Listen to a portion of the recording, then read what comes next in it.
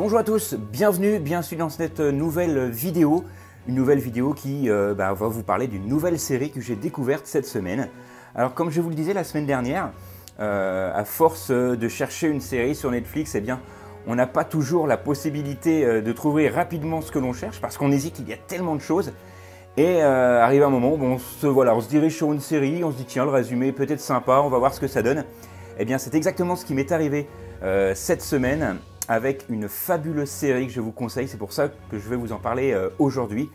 La série s'intitule Afterlife, que l'on pourrait traduire et que l'on traduit d'ailleurs par La vie après la mort au Québec. C'est une série québécoise, hein, ça vous l'aurez compris.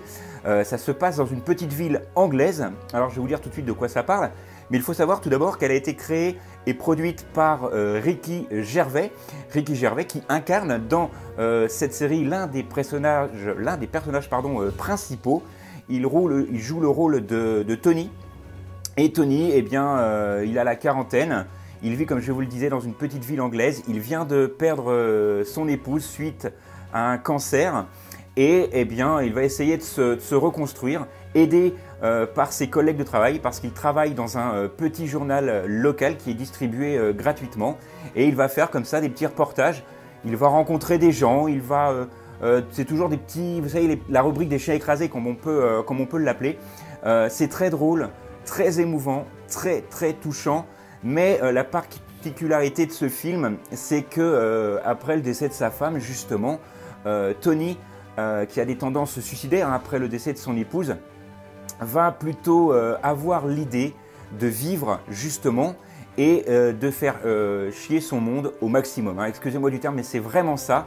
Il va être désagréable avec tout le monde, cynique, méchant, avec les gens justement qui essayent de l'aider. Alors comme je vous le disais, c'est une série drôle, malgré effectivement le contexte. C'est émouvant, c'est très touchant. Les personnages secondaires sont vraiment extraordinaires. Les dialogues, alors parfois un peu crus certes, mais sont vraiment extraordinaires. Moi, c'est une série qui m'a franchement bouleversé. C'est une série grinçante qui, très sincèrement, ne laisse pas indifférent. Je vous rappelle le titre de cette série, Afterlife. Elle est diffusée sur Netflix. C'est 2 saisons hein, pour le moment, 2 saisons avec 6 épisodes chacun d'une trentaine de minutes. Hein, je vous renvoie justement à la vidéo dont on parlait la semaine dernière. Et effectivement, c'est une série sur le deuil, sur la reconstruction. C'est vraiment une série remplie d'amour. Et si on pouvait donner une morale à cette série, eh bien c'est tout simplement aider les autres pour s'aider soi-même.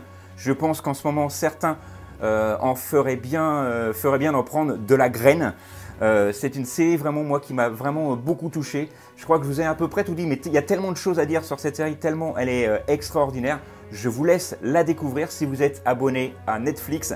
Et je vous rappelle une dernière fois le titre Afterlife, 2 saisons pour le moment, une 3e en cours d'écriture et malheureusement, pour ma part en tous les cas, ça sera apparemment la 3e et dernière saison pour cette série Afterlife. Dites-moi en commentaire ce que vous en avez pensé. N'hésitez pas à me rejoindre sur ma page Facebook également. Je vais vous donner également le lien pour y accéder directement, vous abonner et faire abonner vos amis. Nous, on se retrouve la semaine prochaine, je l'espère, avec une autre série, bien évidemment, que je vous conseillerai encore avec une grande joie. Allez, à la semaine prochaine.